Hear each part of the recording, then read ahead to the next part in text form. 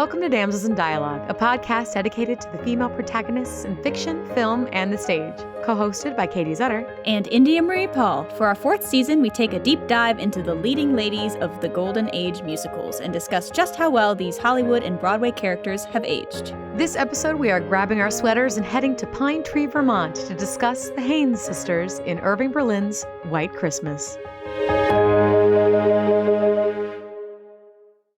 Welcome, everyone. We are back in season 4. Woo! Can you believe it? So excited. Thank you also for rolling with the punches. Now that the world is at least a little bit on their feet, we are getting a little more busy. So thank you for adjusting to our new podcast season schedule. Yeah. And so we are excited to continue. Yeah, we're excited to hop in and do a longer season, and it'll be lots of fun. So thank you for joining us. Katie, what are we talking about today? Well, my friends, I know that you all had a lovely holiday season. However, we have decided it is not over yet. So this season is all about Golden Age musicals, and we're going to be talking about the leading ladies from that. And we decided as our first episode, we would talk about White Christmas. Woo! So this one's a little bit different than the other ones because this one truly is a movie musical. It is a musical film is what they called it. So it's a little bit different than the other ones, but we still decided, I mean, it's still a Golden Age musical. It came out in the Golden Age, since now is now a Broadway musical. So, you know, it works. It qualifies. Yeah. Everything back then was back and forth. There are things that do musicals, Broadway shows and musical movies right away. There are people that break it up. But the Golden Age, pop music was theater music too. So yes, it's very interchangeable, the Golden Age. Oh, for sure. Which this exactly is that. This 100% is that. Because, so just a teeny bit of background on the film itself. So it came out in 1954 by Paramount Pictures. This was a very big deal for Paramount, but it's also funny to me personally, because so they had put out Holiday Inn just before this, the season before this. We're great, love it, cute. What if we do it again?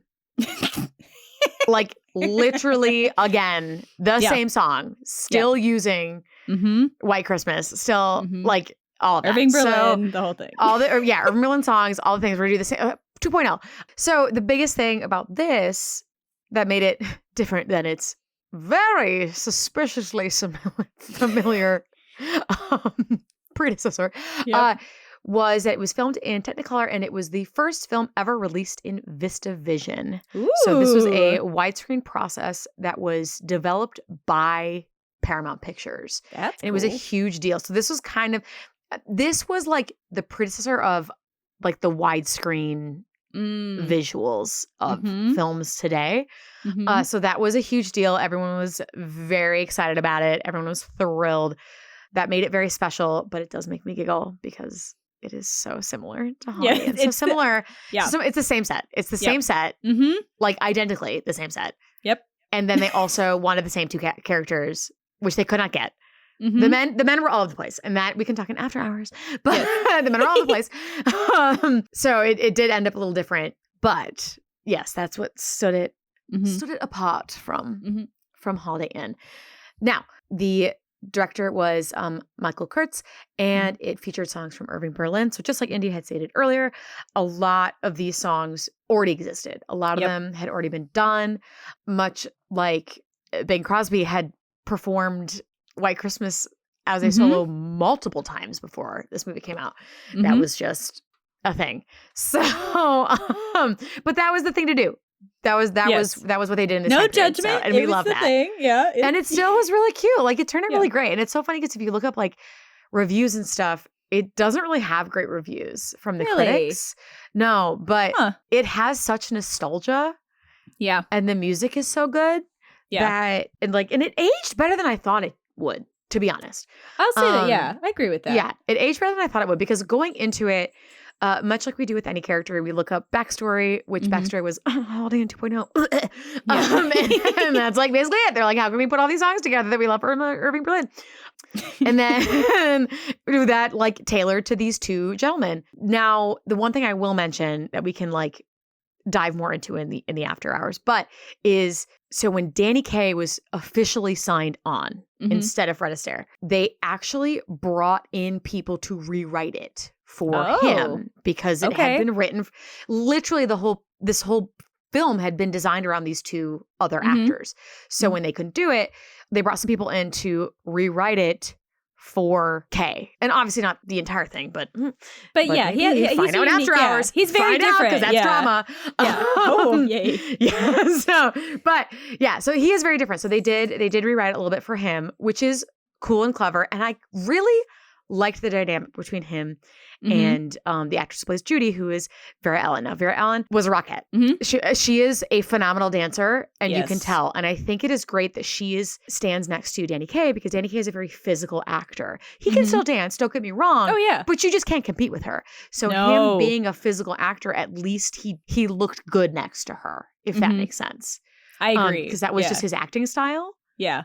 So I think that helped. I think if it wasn't like a dancer next to her, it needed to at bare minimum be this. Yes. Because if it wasn't, you would just look silly. Yeah. You cannot take your eyes off of her. No, in any number. It's insane. She's so good. This was the highlight of her career, just as backstories for her. Obviously, highlight of her career in the film industry, we will say, because she had such an interesting life, like married essentially into royalty. Later, wild. Essentially. But and then also obviously she's a big dancer, so her being a rockette and things like that is obviously a big deal as well. But that's kind of where she's from. And then the actress who played Betty, Rosemary Clooney, was a big singer. Very popular at the time singer. Had some hits very similar to like what we've been saying, where they're like music theater kind of is the same. So after this too, she kind of had her own life. Things happened to her. She actually was pulled out of her very down days of various substance abuse. Yeah. And was pulled out by, I think it was Danny Kaye. Oh. It may have been Crosby, but I think it was Danny Kaye. Reached out and was like, hey, we're doing a tribute. Like, would you come back and sing? Like, decades later. That's awesome. And so she came back and did that and everything. So so that was a little bit of a bummer to look into.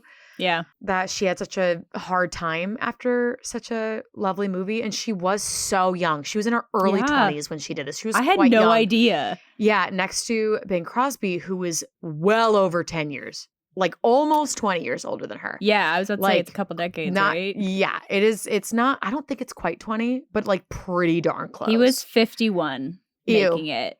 Yeah, so 25-year age gap. Oh my gosh, so wrong, Kate. Yeah, that's years. So big. Yeah, and you can tell on his side, he looks quite a bit older. Well, and Judy was older too. She was in her, I think, early 30s. 33. Yeah. So like she was the youngest by like a decade. So it's like, it was a bummer to hear that she had that. And then also going into it, that made me frustrated before we go into the happy stuff, is much like other things that we research, the originating actors and actresses can really have an effect on the characters. And it was a little bit of a bummer to find little to nothing about what the girls brought to the table. It was all truly written for these men. So that was a bit frustrating. So the only things that we can really deduce as opposed to that has been like blatantly stated is Vera Ellen. That is a very clear choice to pick someone who cannot sing. Yeah. In a role that sings. Like they chose her for a reason. Did she sing for herself? No.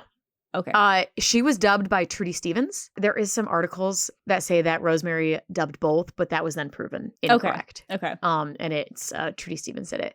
So yeah, she did not sing any of it. It was all Trudy Stevens. So you have to deduce that they really wanted either her specifically or a very strong dancer, which she does bring a really nice dynamic to the group, because then it's not just all we're sitting and hearing great songs and that's it. You have some dance numbers and just a variety, I guess is what I'm trying to say. Yeah. So, they obviously had to work around her not being able to sing in a show where this character sings. So, there's that I appreciate that for whatever reason, she was a trump card over that. ability that they required. Yeah. So that was cool. They did interview Rosemary for things. Okay. I could not find anything about her in particular, which was a bummer. Yeah. But she did make comments about the film. Like, for example, the scene where they are talking about food at the end of the night. Yeah. And like how, like that was improvised entirely by Bing Crosby. That's cool. From a conversation he had in real life. That was just Bing Crosby being Bing Crosby. Being himself. Yes. Great. Yes. And she just rolled with it. So good for her. Awesome for her. Yeah. Like, and I mean, all 4 actors are phenomenal. I know we're going to be deep Yeah. diving into the ladies. Yeah. But they are all really great. And I especially like the chemistry, and I'll talk about this when we get into Judy, between Judy and Phil, those characters. I'm very excited to talk about that. That's super interesting to me and really fun. That's all the basis of this film. It did, like I said, it became a musical later, and maybe we can talk about that later, but keeping to the golden age era, the character analysis I went through, and I like just have a couple comments of things for the ladies as a whole. Yeah. Now I will preface this all with this movie is not the most structurally sound. What? But that is also not why we like it. So, Yep. So some of this stuff that I'm going to say is going to be like me asking India, was this a plot hole? Great. Or was this intentional? I'm ready. So, I'm here for it. I time watch for your this every single game year. show. So like it's such a classic. Yeah, I mean, like raise your hands if you've seen it. Yeah, it's like podcasters who are listening. We'll totally see it. But like I watch this movie every Christmas Eve now. Like I watch it every year, and I usually try to watch it with my mom. Yeah. But if I'm not in town, like I've actually moved to making my husband watch it with me on Christmas Eve. It's so fun. It's just, it's some good music, it's some good dance, and I do agree that I think it aged a lot better than I thought it would. Yes, especially with the lead up and like not hearing about the women at all. Yeah, and, like, yeah. Well, they don't come in for like 19 minutes, I think. So the women are mentioned. Like, give me the stats. I wrote it down like a crazy person. So they are mentioned. We got a letter from Judy Haynes. And then they talk about the sisters. They are mentioned just shy of 18 minutes into the film. And we officially meet them 19 minutes into the film. So right on. I screen grabbed like great a psychopath for you.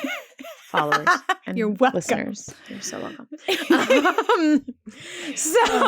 They don't enter, which once again is not their movie. It was supposed to be Fred Astaire and Crosby. It really wasn't for them, but we love them anyway. Yes. So the things about both of them that I just wanted to touch on before we deep dive into them separately, and obviously we'll have some crossover. Yeah. But one is an interesting character thing, and one is just a plot thing.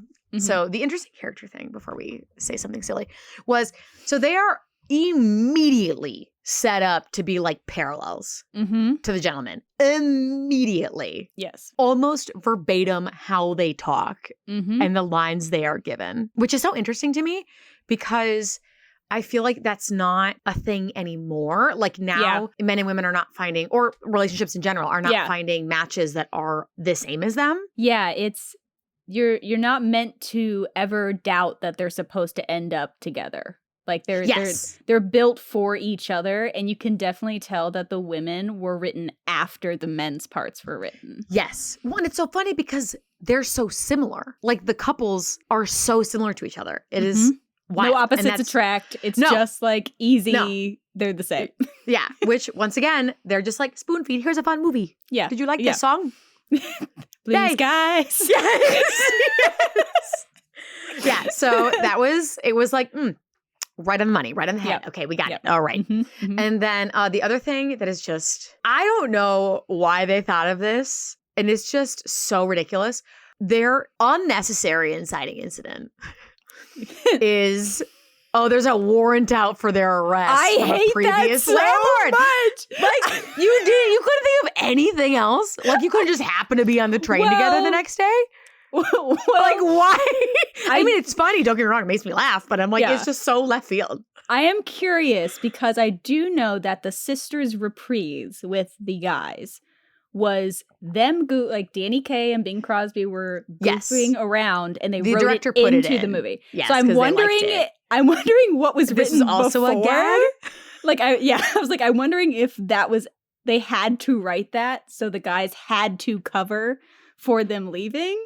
So I don't know if the warrant was put in to do the sisters reprise. No idea. But it is the most random thing. It's so random. Like, the reprise is fun. I don't mind it. I don't mind I any love of it. But do they just have do they have a landlord? Or are they like, why are they in Florida with a landlord? I couldn't tell you. They're touring, right? Like I don't. Yes. I'm so like confused. And like it just is so wild to me. That was so funny. Oh, the old landlord bit. I'm like, what? Or like the whole burn the carpet routine. I'm like, what? Right. Maybe that's normal? something. Yeah. Maybe that just like maybe we are too young. Maybe because I do know there are quite a Maybe. few, as there would be in any pop culture or media thing. There's definitely stuff mentioned and phrases in this film that we just do not say anymore. True. True. So Maybe. I don't know if this is like a thing. I don't know. If anyone is really listening and grew up in that age, did Please the tell us. landlords like try to get thing? you for a burned hole in a rug? Like, is that a thing? I don't know. Maybe we'll learn How were they burning holes in the rug? I don't know. Candles? Like, what? Flamethrower? I don't know. Couldn't tell you.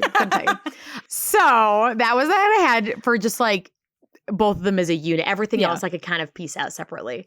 Let's talk about Betty, because I personally will have more fun talking about Judy. So, I agree. I like them both. I like them both. And I will say they did age, I know I've said this 1,000 times, but they did age better than I thought. It is still very much feeding us the characterization a little bit, especially at the beginning. Later it gets better. But at the beginning it is very much like she is treated as the elder sister. I don't know if it's confirmed if she is or not. It just says she is the sister. I couldn't really find anywhere.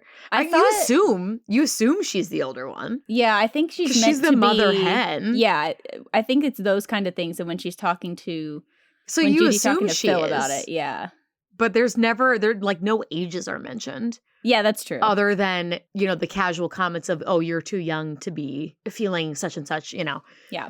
Health-wise. So yeah, she sets up immediately as like, mother hen, taking care of her sister, taking care of things. She's like honest and everything. So that all is set up very quickly in juxtaposition with her sister. I do think that scene is very funny, plays very well, as much as spoon-feedy it is. Yeah. And very tropey. It is fun to see her discover that her sister has like sent these famous people a letter in the guise of her brother.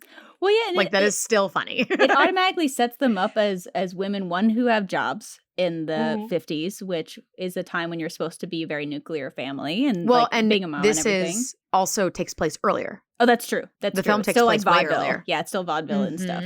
But you see them have That's after the World War. Yes. You see them have like an agency because they're doing these things to get what they need. Like, I don't know, like Judy doing that already gives them a kind of sense of control of their lives that some women don't have in musicals and Golden Age movies. So like, I really appreciated that. And like, they bounce off each other. Like the dialogue is actually quite fun and quite witty at times. For sure. Like a lot of what I was noticing is that the writing itself without those actors could have been really flat. I really think that like some of the staging, this cast was great. Yeah, cast was real good, guys. Yeah, but like Betty's like lines about angles and stuff as they're like scooting in to Bob, like as they're saying like we don't want to like disagreeing but coming closer together. Like that's just good like direction. Oh, for sure. And the lines themselves aren't crazy, but it's what she does with them. Yes, that gives Betty character. Yes. Oh, for sure, absolutely. And with that too. I wrote jokingly because right now the enemies to lovers trope is incredibly popular. Yes. In the year 2022. It is insanely popular. Yeah. So that moment felt like a taste of what enemies to lovers was. Oh, yeah. Then. Because I don't think that was much of a I don't know. I could be entirely wrong, but I feel like that wasn't much of a trope that was as enjoyed in that time period. So it felt a little bit like, I hate you so much, but let's make out. Like, you know what I mean? Yeah. Like the tension is so high and let's kiss. So that's what it felt like a little bit to me. I don't know if it felt similar Oh, for sure. To And you? it is something that, like, I've noticed as we were, like, listing out the Golden Age ones that we're doing. Like, the idea of the 1950s musicals, there's two opposing forces that, like, spend the entire time getting together. And it's a lot of the times, not this so much this one, but a lot of times they were representing forces to, like, of unity. Like, when we get to some, you'll see, like, the opposing sides of society or that kind of thing. But there is, I mean, enemies to lovers, like, is timeless. Right? Timeless. Right? Because they're, yeah, it's not like completely enemies to lovers, but like a taste, right? It is, for sure. Like, they're like, they agree to disagree and are never going to see each other again. Yeah. So they toast to it. Yeah. So they toast to it and are like, I don't see the point of us arguing. Great. Done. It's perfect.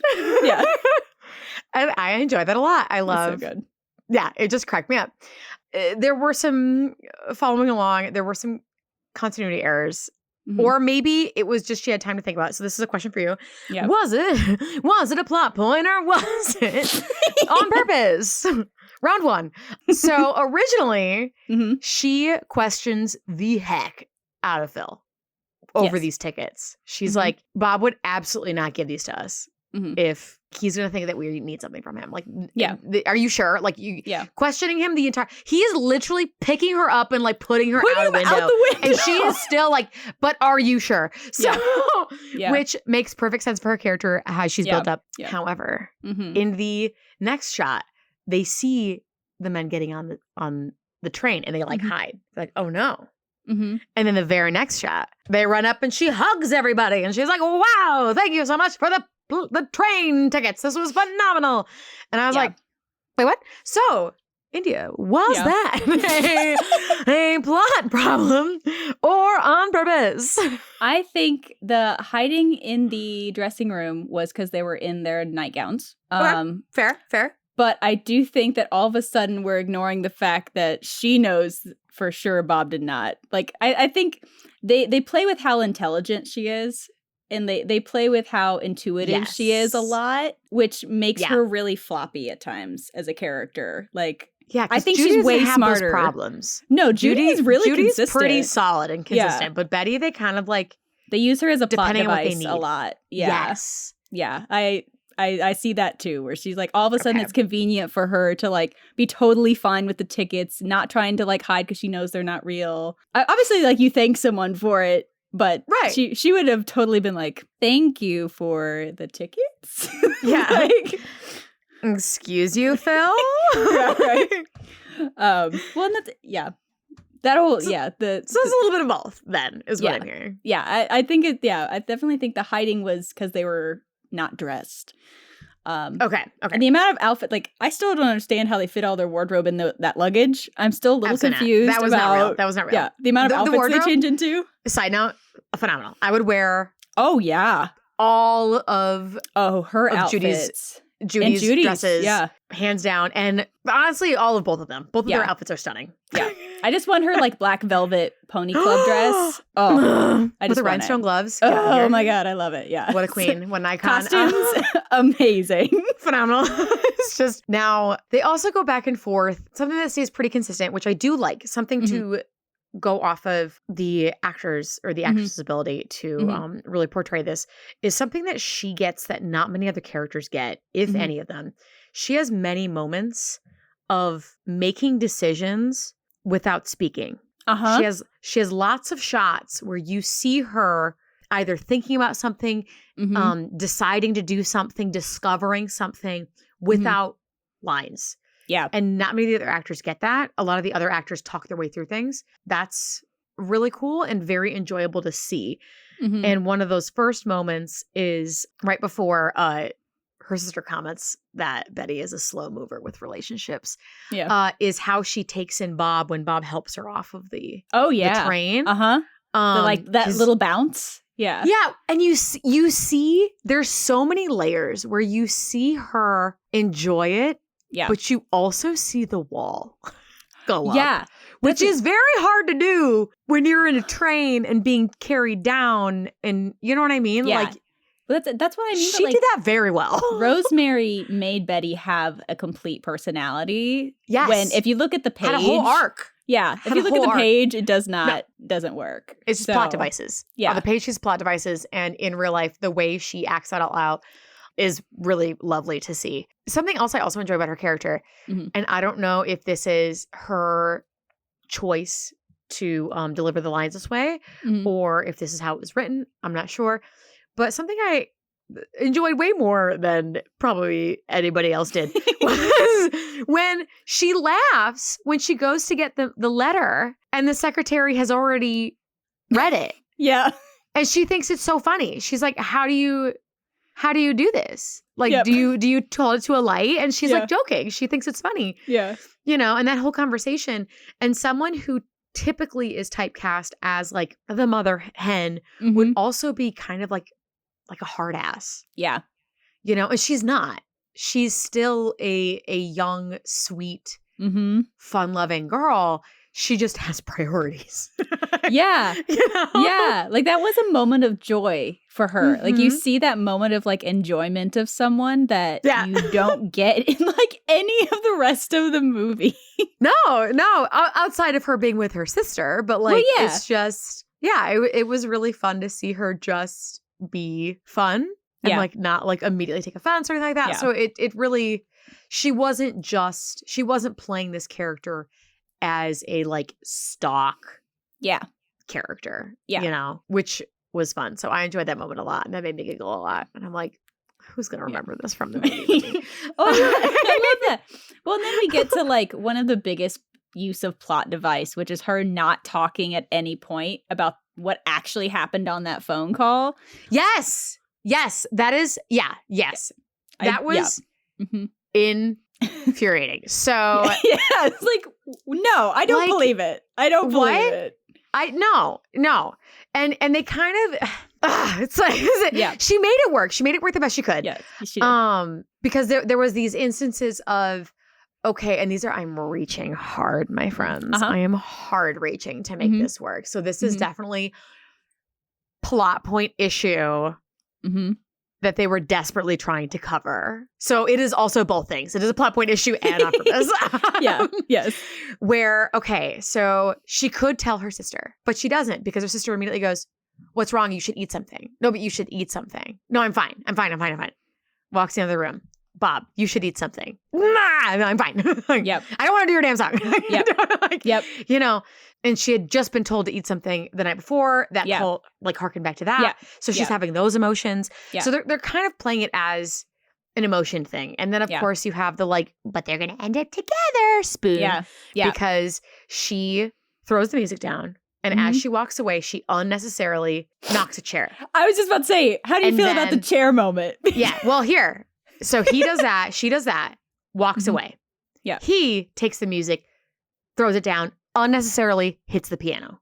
Yep. Next frame, she slams the door. Next frame, he slams the door. Yeah. They are identical. Yeah. They Yep. are in these Yep. numbers. Yep. So it was funny. Yep. But I'm like, wow, we are really spoon feeding this. Don't worry. Yeah.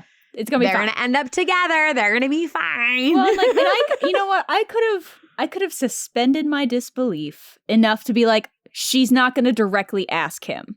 Yes. What I can't get over is her not talking to Judy about leaving. Yes, and I think once again, this is reaching, my friends. This is Mhm. just the plot point issue that on purpose they tried to cover and it didn't do really well. So at night, Judy's trying to console her, or not console, but talk to her and be like, it's going to be so great. Mhm. And what Judy is attempting to do is encourage her, like, you don't need to take care of me. You can do what you want now. Because Judy, despite some of the intentions being a little off sometimes, Yeah. she's not wrong Yep. about what she sees Mm-hmm. in Betty and Betty's desire for Bob. Yeah. So like her saying that can be easily construed as, oh, okay, so now you have just found out that someone that you fell in love with Mhm. is potentially lying Yep. to a whole TV full of people. Yep. And making fun of this man down on his luck, Mm-hmm. who was a sergeant in the army, which was a huge deal at the time. Yep. Okay. Now her sister is getting married and doesn't need her. Mm-hmm. And the act is broken up. Doesn't need her at all. Doesn't Yeah. need her in any sense. Yeah. So I think they're really playing she has no purpose. So why is she there? I think that's what they're trying to play on. Yeah. Does it play? No. Do I believe that? I think it is less believable that Judy didn't notice her sister was crying. Yeah. Like there's it is something more about the interaction. Yeah. That just... It is more believable to me that she left without saying anything than Judy not noticing her sister was crying 4 feet from her. That's fair. Like, I can get on board with that. You know what I mean? Like they're still both bad. They're both not great, but yeah. There's just something about her leaving with like it just feels like they made her childish all of a sudden when she was the more mature one. Yes. And this is one of those things like you said, inconsistency plot points to try and to do that. So which was super annoying. And then the other thing that bothers me is like she does leave a note, which I'm like, okay, thank the heavens. Yeah. She's like, it explains everything. No, it doesn't. No, not at all. No, it doesn't. It does say, love you, have a great life. I booked this gig, goodbye. Yeah. But not the real reason. So that was its own frustrations. Yeah.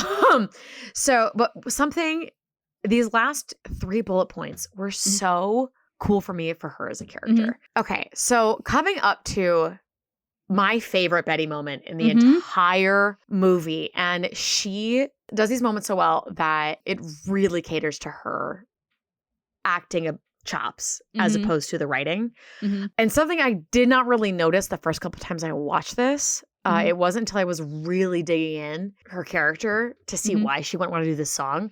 So once she sees Bob in the audience, she decides, she's like, wait, I can't do the song. Let's do something else. Let's do something. Like literally anything else. She will sing Blue skies, anything. Anything.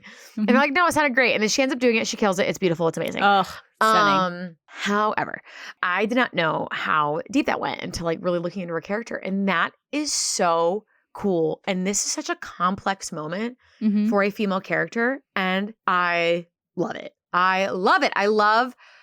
I love the slow walk, like up to when she, like the defeated walk as she walks up to the band. And then the lights come on and she's a performer. She's doing her job. She's getting her bag. And she's gonna sing the hell out of this regardless of who's in the audience. And it's so cool because the song is Love, You Didn't Do Right By Me. And she is overthinking this so hard, which is such a feminine thing to do. I relate. She's overthinking so hard that this song is hitting too close to home. So it's like multiple layers. It's hitting too close to home because he's sitting right there and she's going to think about him while she's singing trying the song. To perform. Yes. First time song, solo. Love, Bob, you didn't do right by me, Bob. Yep. Which is why she left and why she's there in the first place. But then there's the second layer of, oh my gosh, what if he knows? What if he knows? And then yes, like you said, she's by herself for her first time. Like it's so many things. Like there's so many layers. Even the idea of her not wanting to do it. Like I went back and forth of like, she doesn't want to do it because it's too much. She doesn't want to do it because she actually likes him. Should she want to do it and be like, screw you? It's such a interesting thing because she doesn't go out hot and be like, oh good, you're here. Let's go. No, she never, it seems like she never stopped having feelings for him. Yeah. So that's, it's. She had no closure. No. He went running on a train. She's like, goodbye. Yeah, that's not closure. And he's so confused. He has no idea. Nobody knows what's going on. Yep. So yeah, that, I don't know. I really enjoyed how natural she looked. Yeah. When she was up against that guy and she's like, hey, let's sing literally anything else. And she's just throwing out ideas. And she's like, no, really. Like it just felt so real and organic. And for her to have that much of a complex moment in like 10 seconds. Yeah. Before another phenomenal number. Choreographed by the uncredited Bob Fosse himself. Yes. I mean, you can tell. Are you kidding me? Oh my God. For sure. Yeah. Baby Bernardo is in it. Yes. So yeah, it was really cool. I really, really enjoyed that. Following that, there's one more fun moment before we get to another moment where she's acting without and making choices without speaking. But she does have a fun moment where she goes, and she's polite. She goes and she says hi to him. Yeah. And everything. And he's like, I can't, can I see you later? Without missing a beat. This woman is like, I have a date. I have a date. Not like rudely, like, I can't have a date. This is a fact. I have a date. And not like I'm busy. I have a date. Yeah. And then he's like, what about tomorrow? I am busy all day. Goodbye. you will be late. Goodbye. Yeah.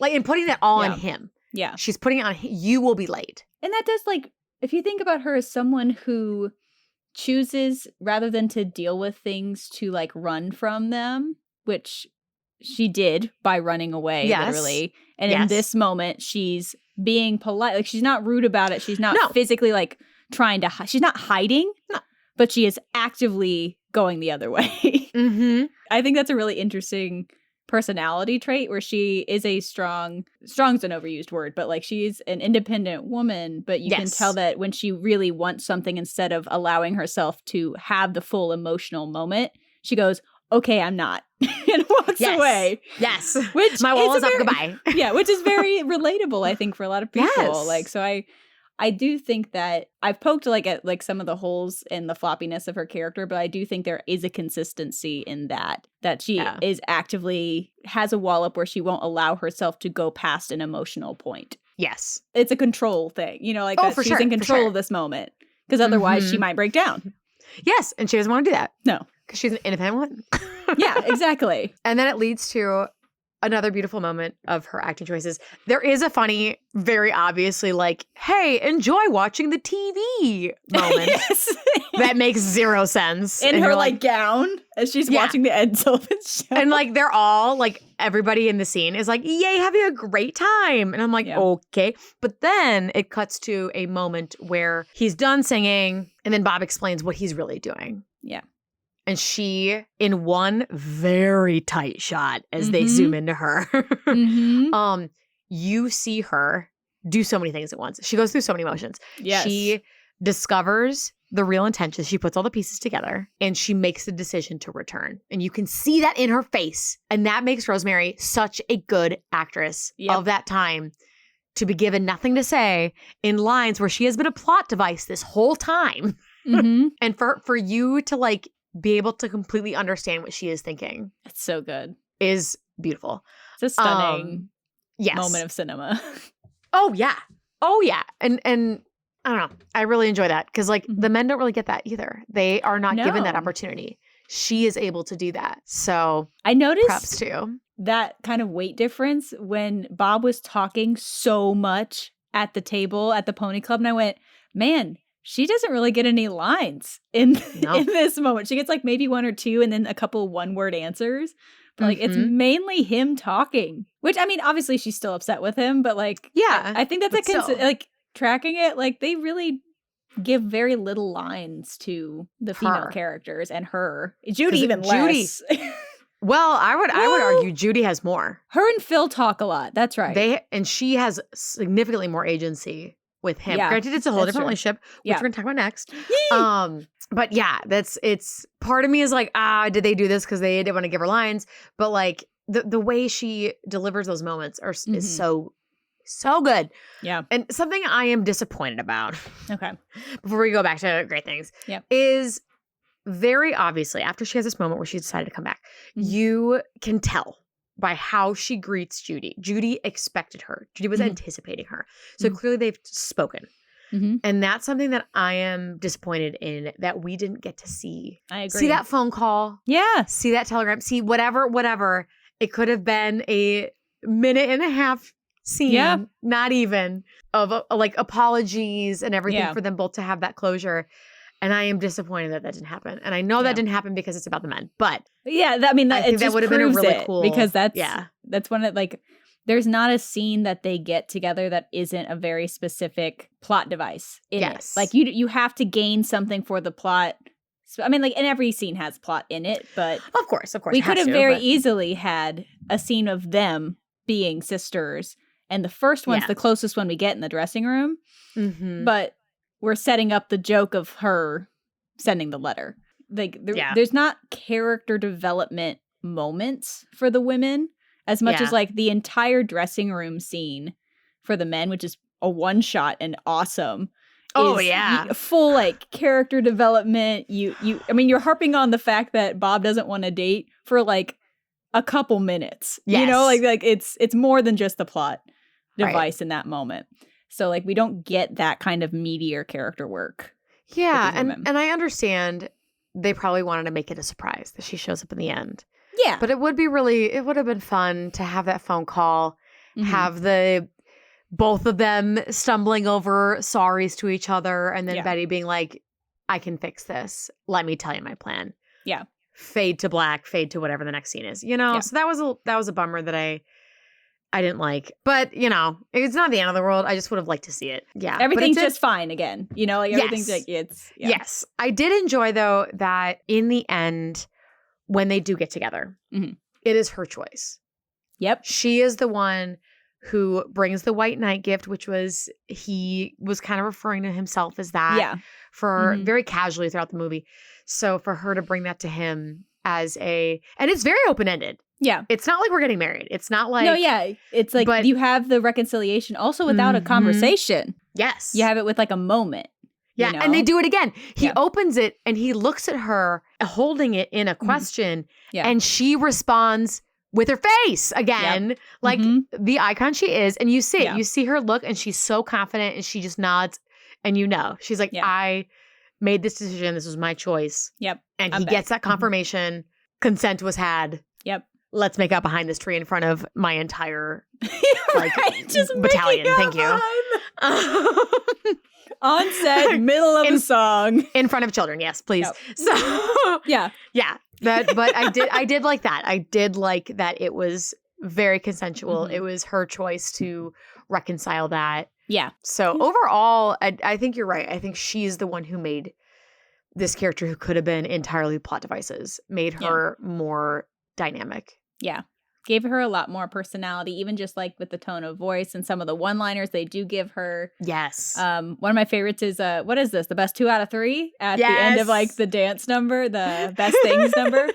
So like there are those little things that you get to add some personality and a little bit of sass in it that I really enjoy. But it's still a fun, like archetypes are used a lot in Golden Age musicals, but this one at least felt a little bit more because of the performers. It felt a little bit more full. Well, and what was interesting to me is there wasn't a typical ingenue. Yeah.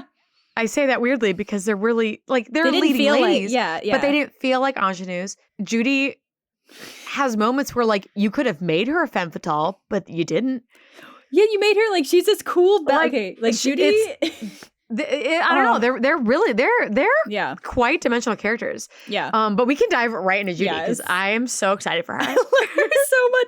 I knew I liked her, and then like diving deep more into her, like and watching her character arc, I'm like, she has so much agency in what she does, and so much personality and tact. Like she uses different tactics to get what she wants, and she's smart and she's consistent. Smart. Yeah. She is consistent. Yeah. And that's what makes her a little bit of a stronger character. And that is partially, like, I think Vera's dance background, because her presence, you just look at her. Oh, yeah. The way she holds herself. Yeah. Everybody's on the screen and you're looking at her. They hired they hired her partner to be like her dance partner. And like, I never look at him. I just don't. He's doing great, but like I they're never. All phenomenal. I have to actively be like, oh, what's he doing? To concentrate. Yeah. She's just has so much control of her body.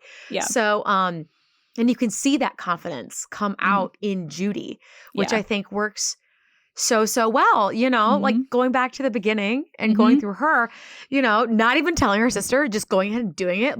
Ballsy. Lies to these huge producers. Yeah. Could easily have been found out, you know, like one letter to their brother, like anything. And the whole thing could have been ruined. And then she's like, great. And it's going to be awesome. Like one for each of us. And Betty's like, yeah. And she's like, yeah, but like, who cares which one's which? Because like they're both famous. Yeah. A queen. I love it so an icon. Much. Yeah. She's here to have a good time. She's here to have and she is also here to get business done. Unlike Phil. Phil's like, I want to sit at dinner. Specifically, I want to sit at dinner with a pretty lady. Yeah. He doesn't necessarily want to get with them. He just wants to enjoy the company of a pretty lady. Yeah. She's like, nah, I am having my cake and eating it too. Yep. I would like to enjoy the company of these famous men. Yeah. And I would also like my business questions answered. So she immediately sits down at that table and is like, what can we do about our act? Or what should we do next? So what, like business. Yeah. She's all business, getting the answers from these like stars. Yes. And then like totally. That she just lied to. Right? Yeah, no apology at all. No acknowledgement. No. But she does that, and then they go dancing, which is really sweet. And then she actively is like, look at those two. And I'm like, at one point, like from beginning, like, she had to have known that by pushing those two together with Phil, she now gets closer to Phil. Oh, for sure. Like, I do not believe that was an accident. No. Like, she absolutely not. has her cake and eats it too. Like, the whole movie. Yes. It is phenomenal. And that's why I think she's given more to say and do. Because, you know, they're like, plotting. She literally looks at Phil during one point and she's like, on the train. And she's like, your strategy is a little obvious. Like, straight to his face. Judges him for his work. Like, let me show you what I can do. Yes. And this is when it gets cool. Because originally, he was the one who's kind of plotting things. Yeah. And that's the moment once she's on his side, because he's the one who gets them all in Vermont. Yeah. Right? But from that moment forward, it's her. Oh, and the thing that's interesting is it's them together, but she's the one who has the final say. So he brings up the idea. He's like, oh, man, we've just discovered this inn is owned by, like, you know, the sergeant, very personal. He's having a hard time. I really need to fix this. And he's throwing out all these ideas. And she is part of that conversation. It is not him saying it to her, like at her, rather. They're having it together. He is having that discussion. And then she's like, Wallace and Davis, here's the solution to your problems. And it takes him a little bit because he's a little dense. We love him, but that's his character. It's not that.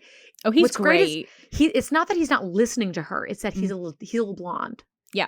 Because once she's like, no, this is what I mean, sweetie. He's like, oh, brilliant. Love that. Great. Yep. And that's something that Betty doesn't get. Yeah. Whereas Judy gets from that moment forward.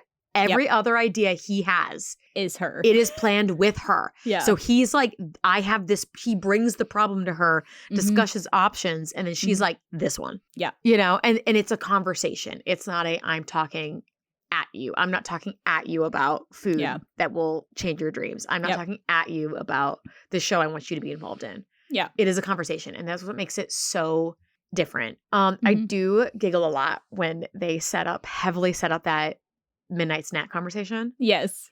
And then they sit and watch them kiss for the first time and they're like, yay, we did it. Yeah, it's like that. Yeah, that like like immediately became 5-year-olds. Like immediately became like middle-aged kids. Yeah. It's so charming. They're both like, they're set up as the ingenues, but they feel like grown-ass adults. Like, you know, it's like they're just so charming together. Yes. And because they're both sweet, but they're both like naive and gullible, but they're also both very smart and talented. Like I don't mind. Like Betty does disappear like half of the movie because we're watching Vera Ellen dance for so much of this movie, and I'm not mad. Like no, it's not at all. Like honestly, she upstages a lot of them for many moments, and it's so interesting because like I really enjoy how comfortable they are, and I know I mentioned this at the beginning, but I love how comfortable they are with each other. And something that I wanted to see what you thought of it is they very clearly have a chemistry. You see them on the way they interact with each other, the way that she's so casually, and they both do it to each other, so casually puts an arm on an elbow. Like they both are so comfortable with doing that to each other, and it feels intimate. It feels like they have a connection, you know, and the way they deliver lines to each other just feels so natural and fun.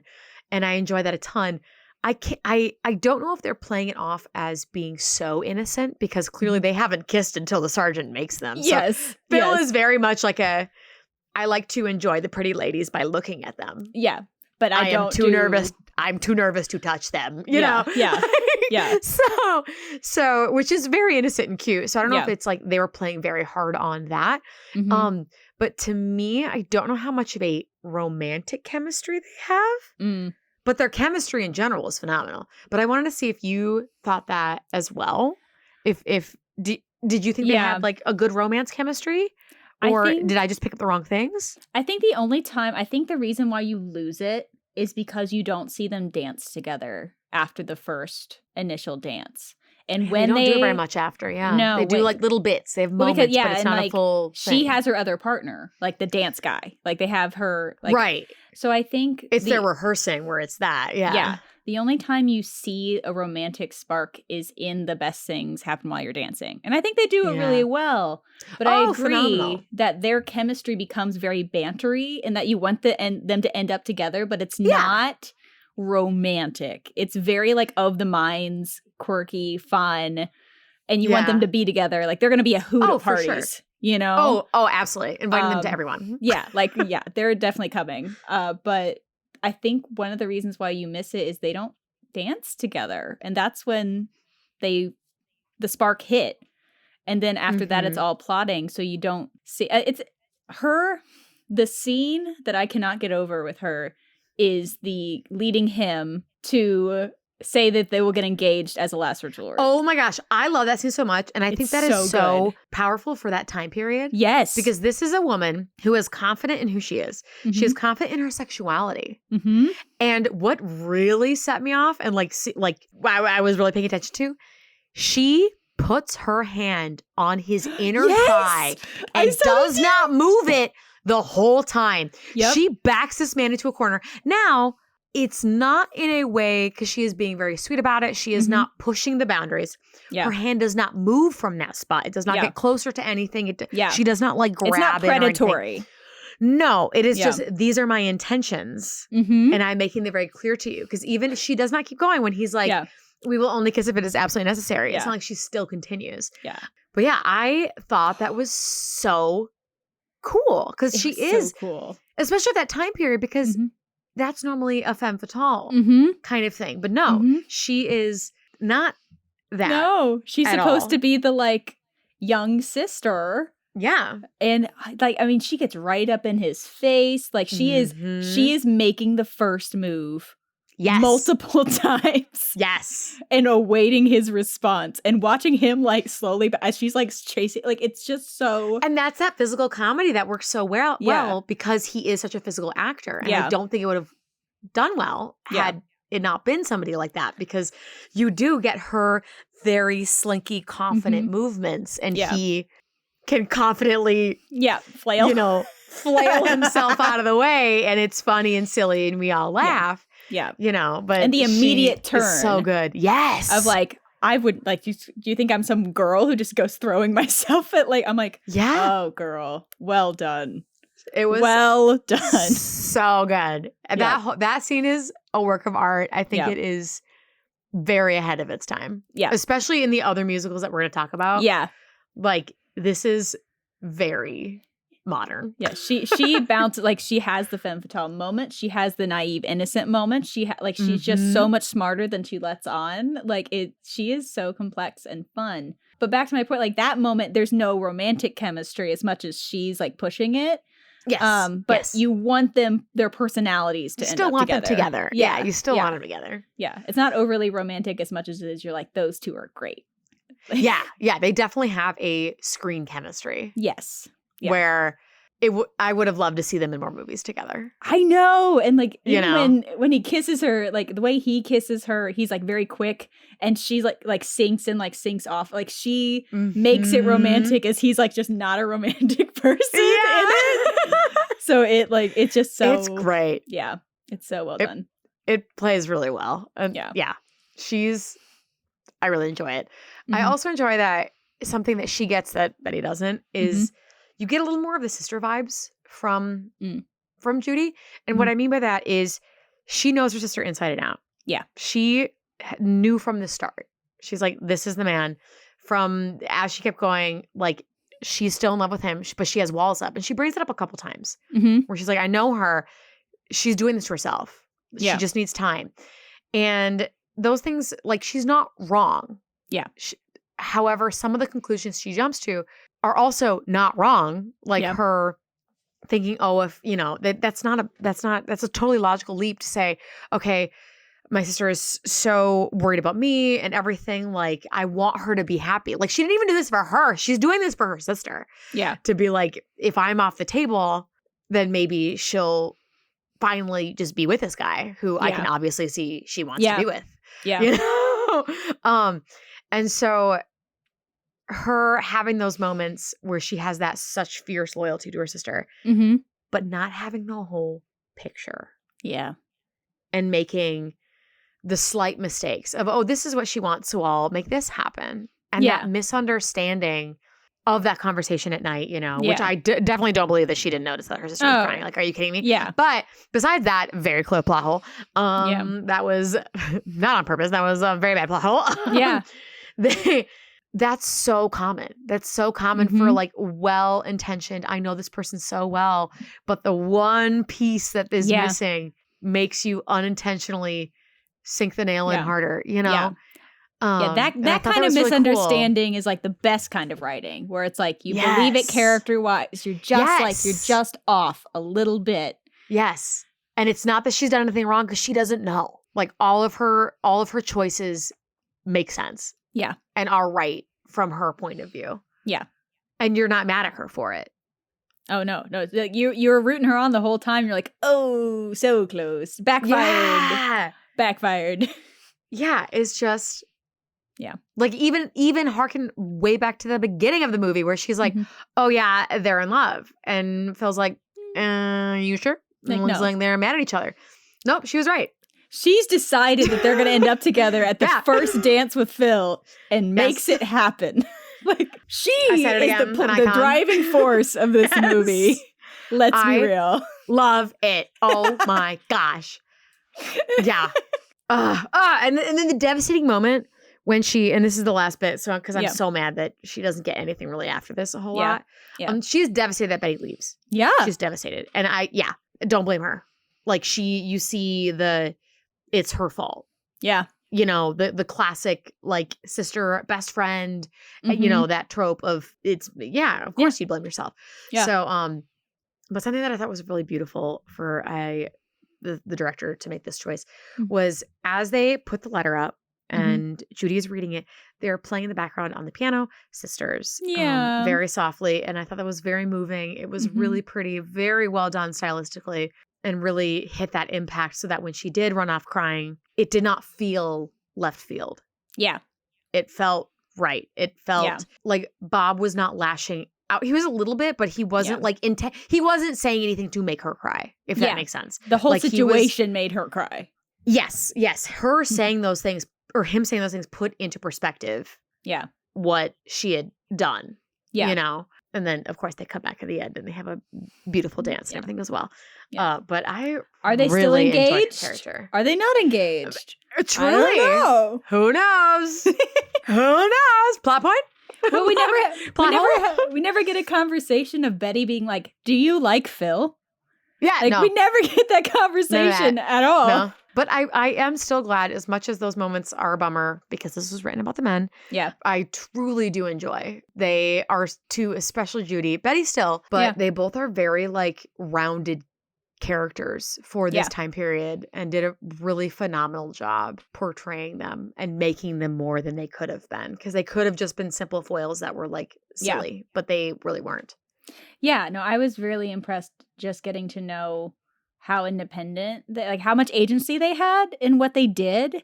Yeah. And I want to track as we go through, like in 50s sitcoms, it was the housewife. It was the motherhood was the ultimate. You don't have a job once you're a mom, like all those things. Right. So I want to track as we go through, like how many women in musicals have agency or have independence or have jobs, because there might be a contrast to TV in for sure, as I'm thinking through. So I just want to track that for ourselves, because these two women had jobs, they made their own decisions, and there was no like talk of children really, like there was no other than was. Like, well, Phil has like 9 children, 45 minutes all to myself, right? Yes, and then he asks Betty also wants children. Oh, that's right. Yeah. There is a conversation. And Bob wants children. So that's how they connect, that's when he's like, Bob's like, you're pushing. Oh, that's right. That's right. Okay. At the beginning there's some mentions of it and stuff, but it doesn't end in a marriage. So that's kind of cool. We like it. Yeah. I'm really glad this movie aged as well as it did. And I had a blast. I hope our listeners, you guys are not too mad at us for stringing out Christmas a little bit longer. Yes. But this was really fun. Yes. And I will say that in the after hours, I'm going to spend some time ranting about the Broadway version. Yes. That didn't come out until 2008. So yes, it had a while to figure itself out. And I think they went about so many things wrong. Especially with Judy, who we all know and love. Ugh. Because her character So check out the completely after hours for that. changes. Yes. Her character completely changes in the Broadway musical. So hate that. It's very upsetting. So movie, Golden Age musical movie, much better. Go to that. That's honestly crown the show now. The fact that it's better in the Golden Age than it is now. Like, yikes. What happened? Yeah. It's a little yikesy. But they're also like, what sucks is you can't listen to the soundtrack of the movie. There is no soundtrack because Rosemary Clooney was on contract with Columbia Records. So she couldn't. So you can't like, you have to piece it together. So you have to just watch. You have to watch the movie. That's the only place you can listen to her and Bob sing together. And that's one of the big things about it too, is like, it is the only way to consume this show is in its true form. And that's, I mean, kind of beautiful. White Christmas. Yeah, it is beautiful. And I think that's why it has stayed alive for so long and been so popular. And yeah, we'll talk about White Christmas also in the after hours of the original song and why that was written. But enough about talking about what we're talking about after hours, because we don't want to spoil the whole thing. Just go ahead and sign up on our Patreon Queen tier, like Queen Judy, to see that. So yeah, is there anything else you wanted to add? Well, Merry Christmas and whatever other holidays you may celebrate in the season. I hope your Christmas was right. I hope your New Year's was great. Yeah. Happy New Year, everyone. It's 2023. Yeah. Woo. Woo. I love talking to future you. Right. Well, thank you so much. And we will see you next time for our next Golden Age musical. Bye, everyone. Bye.